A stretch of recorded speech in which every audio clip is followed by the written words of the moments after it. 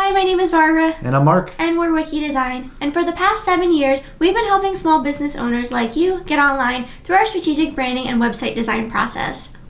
And these days, there's tons of people starting brand new businesses, and honestly, most of them have no idea where to even start.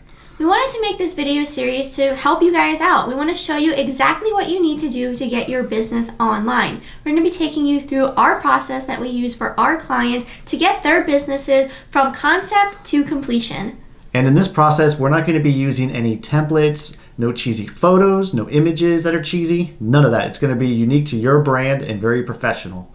Yes, we want to show you how to do it the right way, so you get a website that brings in leads, gets you customers, and makes you money. This series is going to show you that exact process, so make sure you're subscribed to the channel and ring the notification bell so you get notified when we upload new videos to this series. We are so excited to get started, so let's dive into our first video, which is all about branding.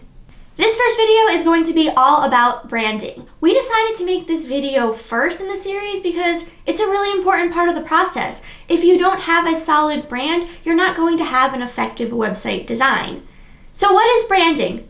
Let me start by saying what branding isn't. Branding is not logo design. I repeat, branding is not logo design. Now, logo design definitely is a part of branding, but that's not all that branding is. Branding is a process of figuring out your ideal customer and helping them understand what it is that you offer. Now, you do this through things like copywriting, photos, type, logo design, but also really developing a connection to your customer. If you're watching this video, you've likely come up with an idea for a business, which is great. And you're probably in the process of coming up with a name for your business. Now, this is something that I do not want you to stress out over. There are tons of blogs and articles and videos and all sorts of things that will teach you how to come up with the perfect name for your business. But I'm just going to say it right now, those are all crap. You don't have to stress over your business name.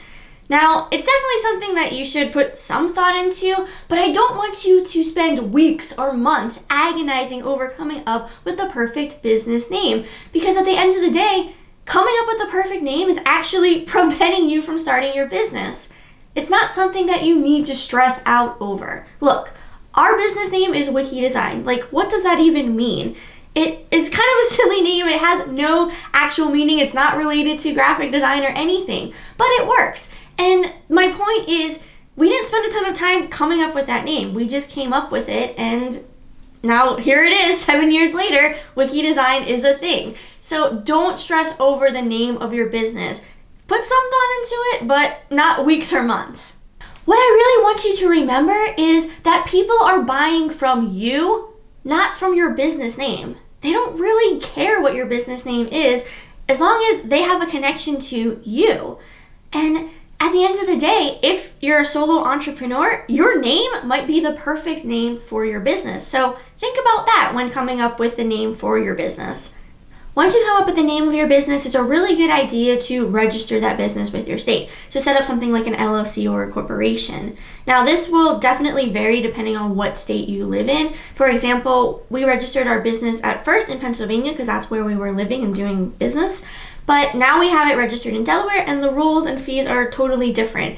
You can Google search registering your business in a state, and that will give you a lot of information. Or you can use a service like LegalZoom that will help walk you through the process. They're really good for doing stuff like that. But it is important to register your business, and I'm going to tell you a story of why you should do it pretty early in the process. So a few years ago, we had a client that hired us to do some branding for him because he was opening up a pizza shop.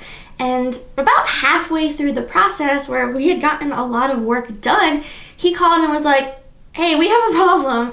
I just realized that somebody else has my business name, so I have to change my name completely." So if he registered his business early on in the process, he would have already known that because it would have come up saying, "Hey, this is a taken name."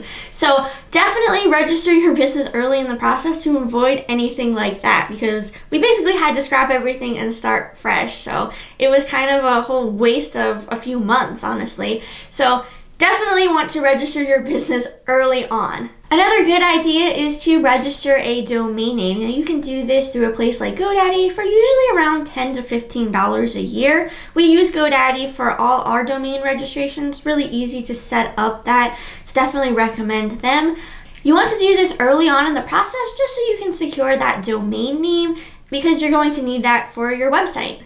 Okay, so we've registered our business and we purchased our domain name. Now it's time to answer some hard questions. We have to get really clear about who our ideal customer is. And this process can be really eye-opening and kind of difficult. We need to figure out who we're targeting. How old are they? What kind of job do they have? How much money do they make? Are they a boy or a girl? Are they parents? What do they do for fun? These are all types of questions that we need to answer in order to get in front of our ideal customer.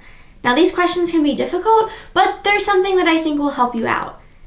We've uploaded our exact branding questionnaire that we send to all of our branding clients. We have them fill this out, and then we have a discussion about the project. So I've uploaded that to this website. I'll put a link to it down below. You can download that questionnaire and fill it out and really figure out everything that there is to know about your client.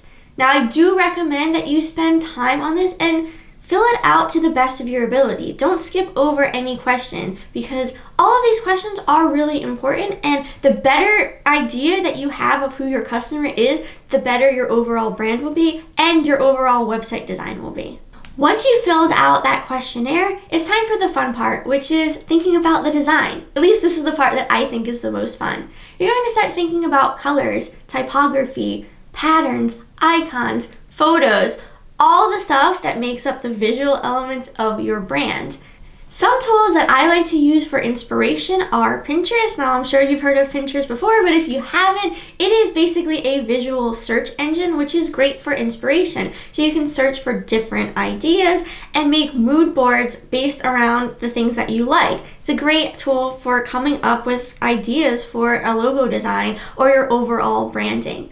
Another tool that I really like that I just found out about recently is called Milanote. Milanote is kind of like Pinterest on steroids, so you have the ability to save images and stuff like that like you would do on Pinterest, but there's also a lot of additional features that I like. So you can add notes to it, you can add links, you can create whole boards filled with icons or a whole mood board. It really is like Pinterest on steroids, so you might want to check that one out as well.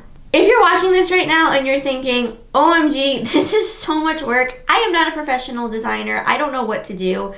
I totally get that. And this is where hiring a professional will really come in handy. They'll be able to help you with those technical elements of getting the brand to look the way you want. There are plenty of professional designers out there. And the good thing is that you went through a really good amount of the process already. You answered all the questions that any designer would be asking you when it comes to your brand. You've already filled out all the information. You figured out who your ideal customer is, so you made their job a lot easier. Whether you do it yourself or hire a professional designer is totally up to you, but things that you're going to need for your overall brand design are a primary logo design. So that's like a full-fledged logo with maybe a tagline and all the elements together. Then you're going to need some secondary design, so maybe a version without the tagline or a version in black and white. You're also going to need what I like to call the submark, and these are things that generally are used for social media profiles because they usually have that square or circular image, so you want to make sure that your logo fits well into that. So definitely want to have a version of your logo that fits well within those parameters. You're also going to want to have any patterns or icons figured out as well. So if you're going to be using special icons on your website or different patterns for like the background, have those set up as well so you know exactly what to use and what the dimensions are and kind of where everything goes. You're also going to want to have your color choices figured out. So those are colors that relate to your brand that you'll use for your overall marketing materials like any flyers, business cards, stuff like that, but also for your website. You're also going to want to think about the typography as well, and have that figured out. So what fonts are you going to be using throughout your marketing materials and on your website? Once you have your brand all figured out, it's time to start thinking about website content, but we're going to save that to the next video.